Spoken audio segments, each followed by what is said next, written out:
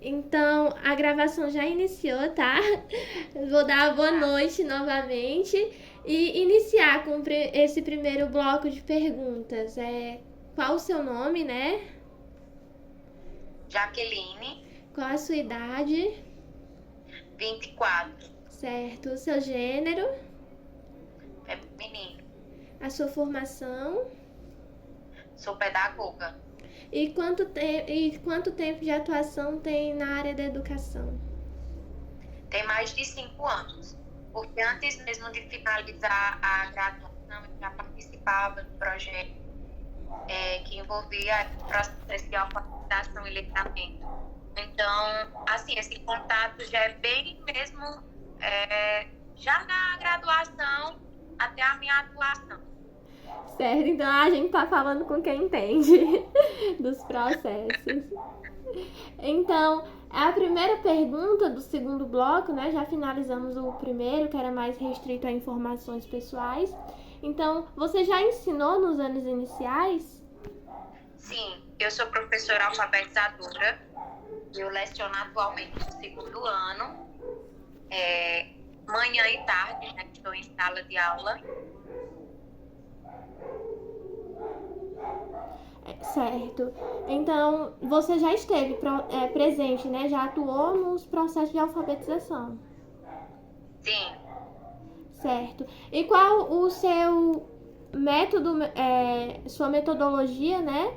Na alfabetização e letramento que você utiliza ou utilizou ao longo da sua trajetória profissional, se você reinventa, né, a cada ano, ou se é o mesmo, como é que se dá isso de acordo com a sua realidade em sala de aula? bom, o processo de alfabetização e letramento, eles estão interligados. A criança, desde a educação infantil, ela já tem esse contato com o letramento. E a partir do momento que ela começa a observar que existem letras, que existem figuras, que a partir dali vai surgindo a fala, vai surgindo a comunicação, ela já está no processo de letramento. Quando a gente entra nos processos de alfabetização nos anos iniciais, é meio que um método que a gente precisa seguir para que a criança se torne alfabetizada, né? E aí, nesse processo de alfabetização, é onde a criança vai aprender a codificar e decodificar os códigos, né, para que ela consiga ter aí a sua alfabetização concreta até o segundo ano. Né? E aí a gente começa com essas metodologias, é um ambiente mais lúdico, né? Onde proporciona diversos tipos de texto, onde a gente proporciona diversos recursos para que a criança, além do processo alfabetizador, ela saia letrada, entendendo que realmente ali, aquele processo de alfabetização, ele consiga levá-la até futuramente. Certo. Então, para você, esse processo de alfabetização e letramento, ele se dá somente em sala de aula ou ele também pode ocorrer fora da sala de aula? Não, o processo de letramento, ele já vem, na verdade, de fora, né? A criança, quando ela entra no ambiente escolar, inicialmente, quando ela não é alfabetizada, aí a gente vai trabalhar nessa questão da alfabetização. Mas o letramento em si, a criança já vem desde o início que ela entende que existe letra, que existem números e que a partir dali gera a comunicação entre as pessoas. Certo. Então, como a escola e a família devem atuar nesse processo de alfabetização e A letramento? escola é o alicerce para esse processo, mas a família é o pilar principal. A família precisa estar presente em todas as etapas, né? A partir do momento que a criança já seja alfabetizada ou não. Quando tem essa junção família-escola, a alfabetização ela flui juntamente com o letramento, que é o nosso objetivo. Não só alfabetizar a criança, mas que ela saia letrada e ela consiga futuramente entender que a partir da alfabetização se tem o letramento.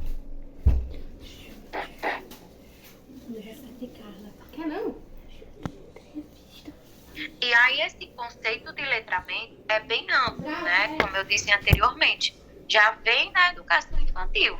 E aí, ao passar do tempo, dentro das fases da criança, que a criança vai se desenvolvendo, ela vai descobrindo novas coisas e se torna uma criança letrada para o mundo. Certo. Então, em relação à família, quais os limites que a família deve ter nesse processo de alfabetização, nesse processo de letramento, né? Porque eu gosto muito de citar um exemplo que eu tenho aqui na minha família, pertinho de mim. Meu primo, ele tem 4 anos, né? Ele tá nesse processo, ele já sabe ler. Com 4 anos eu fico bestinha. E ele sabe ler sílabas, né? Sílabas, formar palavras pequenas e tudo mais. Aí a gente tava pedindo pra ele ler a palavra casa, né? Aí ele leu normal, casa. Aí o pai dele perguntou se ele conhecia a letra K. Aí ele, não, pai, como é que escreve a letra K? E o pai dele mostrou. Aí eu disse, Guilherme, agora escreve a palavra casa. Aí ele foi lá e escreveu o K, o S e o A, sendo que ele já escrevia o C, o A, o S, A. Então eu achei muito interessante. Essa questão dele ter escrito essa letra K já fez uma associação ao som. Nesse processo que ele está há 4 anos, é uma etária das crianças desenvolve certas habilidades, mas ele já tem contato, né, com o seu nome, com o alfabeto, com sons das letras. E aí é interessante mesmo essa criança de 4 anos já conseguir executar, porque os estímulos, tanto da família quanto na escola, está sendo muito bom. E aí a gente pode também pensar, ou até mesmo confirmar que seja uma criança muito ativa e a qualquer momento que ali que a professora está ou que a mãe está explicando, ele está ali prestando atenção, ele está ali observando e ele vai fazendo essa associação, certo? Então, quando ele escreve o K no lugar do C e o A, ele sabe que a letra K tem o som da mesma sílaba K, de casa, né? Então, aí já é um processo de alfabetização iniciado junto com o letramento, né? Que a partir do momento que ele descobriu que a letra K tem o mesmo som da sílaba K, já é um aluno letrado, já é uma criança que está se tornando letrado. Então, assim, o estímulo da família é muito bom. Então, o pai, ele estimulou, na verdade, né, essa letra para ele escrever e ele, já com seus conhecimentos que tem, descobriu que a letra K pode substituir a sílaba K, C, A. Não que possa substituir nesse sentido, mas na visão da criança, na habilidade que ela está, na faixa etária que ela está, ela descobriu ali que a letra K ela pode ser substituída pela sílaba CA. Certo. Aí, qual os maiores desafios, né, que você está em sala de aula, né, atuando diariamente com as crianças? Então, do seu ponto de vista, até hoje, qual foi o seu maior desafio nesses processos? O maior desafio é quando a gente recebe crianças que não têm o apoio da família e que aquela criança ela necessita de maior atenção, de maior cuidado. Aquelas 4 horas que passa ali na escola não serão suficientes e o apoio da família não tem em casa, aquele processo de alfabetização e letramento ele vai tardar. Não que não vai acontecer, mas assim, a gente sabe que uma criança, para a sua alfabetização ser ali certinha, no tempo certo, até o 2º ano ela precisa ser alfabetizada, né? Alfabetizada e letrada. E aí, o maior desafio que a gente recebe é quando a gente recebe uma criança que não tem apoio da sua família e que a família geralmente joga essa responsabilidade apenas no professor.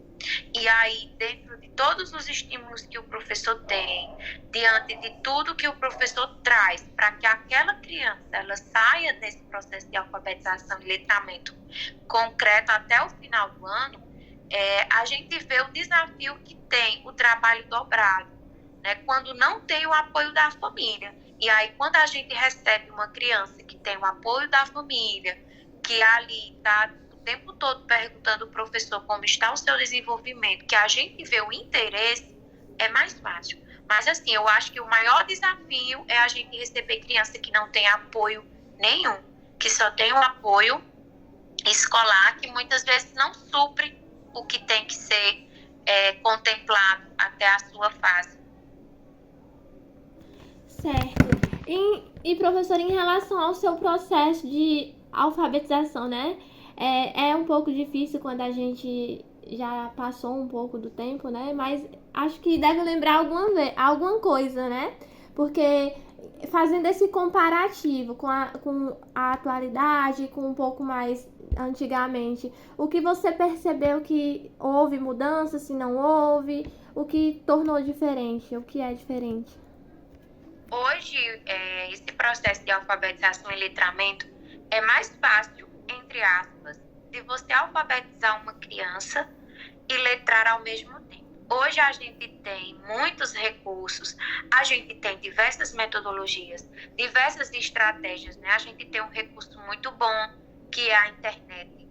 A internet, ela é, assim, um direcionamento muito eficaz na vida do professor, porque ali, quando ele recebe determinada turma, que recebe determinado cronograma a ser trabalhado, todo aquele cronograma que vai ser trabalhado, a gente sempre vai pesquisando ali uma metodologia mais fácil e outra.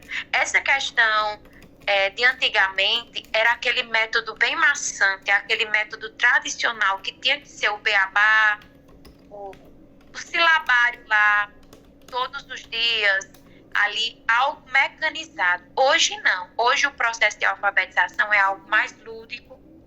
A gente está dentro do contexto da realidade. A gente utiliza, inclusive, exemplos da realidade, coisas que as crianças têm contato, né, para esse processo de alfabetização. Muitos recursos que a gente utiliza nesse processo de alfabetização é algo que eles gostam quando é voltado para, digamos que a gente tem exemplos de bis da leitura, bis no chocolate, então isso é um estímulo. E aí quando eles veem aquele ambiente todo caracterizado, quando eles pegam aquele jogo ou aquele recurso que a professora traz e entra dentro do seu contexto real, ali se torna uma aprendizagem lúdica e uma aprendizagem mais fácil de ser compreendida. Certo. Agora a gente vai entrar na última pergunta, viu, professora Jaqueline?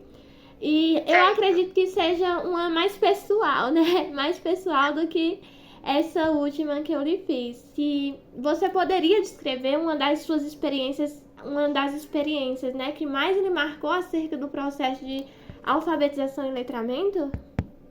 Sim.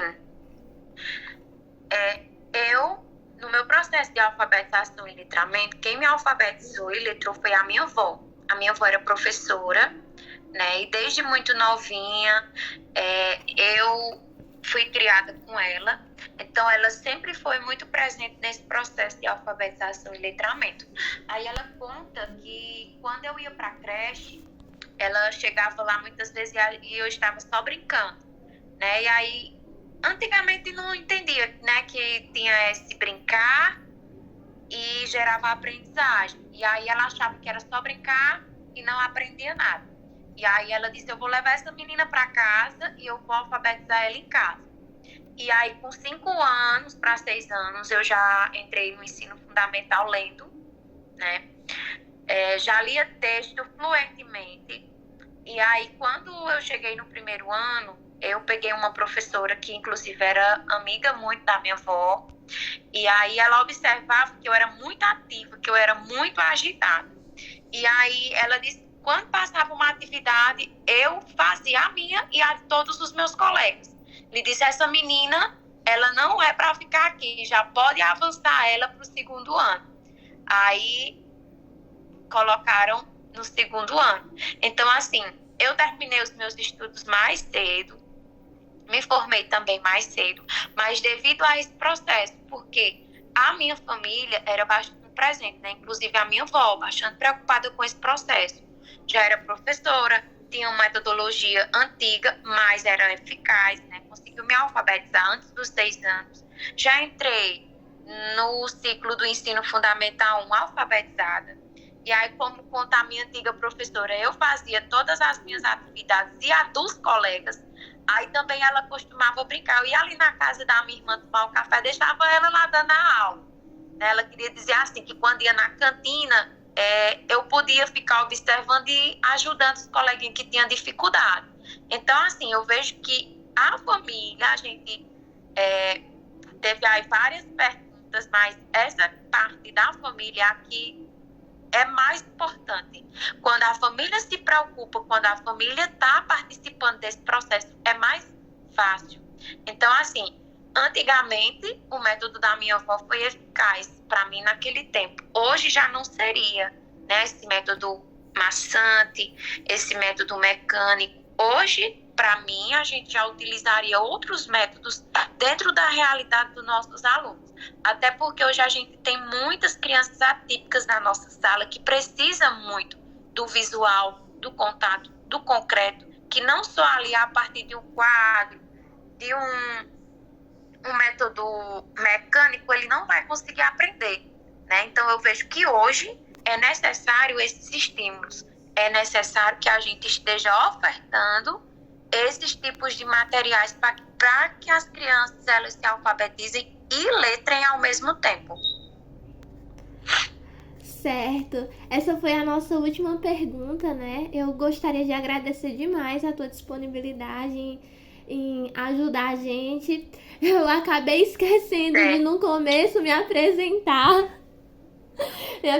pra ti, mas eu já te conheço indiretamente, né? Porque eu sou bolsista do PIBID e nessas reuniões eu já tive o prazer de te conhecer. Eu me chamo Paula. Aí essa que entrou era a Ávila, ela tava com um problema no celular, aí não conseguiu entrar. Aí entrou agorinha. Aí eu perguntar se ela quer falar alguma coisa. Quer, Ávila? Bom, boa noite, Jaqueline. Oi, Meu nome é Ávila. Bom, eu quero só agradecer, né, pela sua disponibilidade de tempo e por ter participado da nossa entrevista, porque é de suma importância para a gente, na nossa formação docente. Certo. Quaisquer dúvidas, estarei à disposição para o que vocês precisarem aí. Podem entrar em contato, que estou à disposição, certo? Certo, muito obrigada. Tchauzinho, boa noite pra ti, viu? Tchau, boa noite.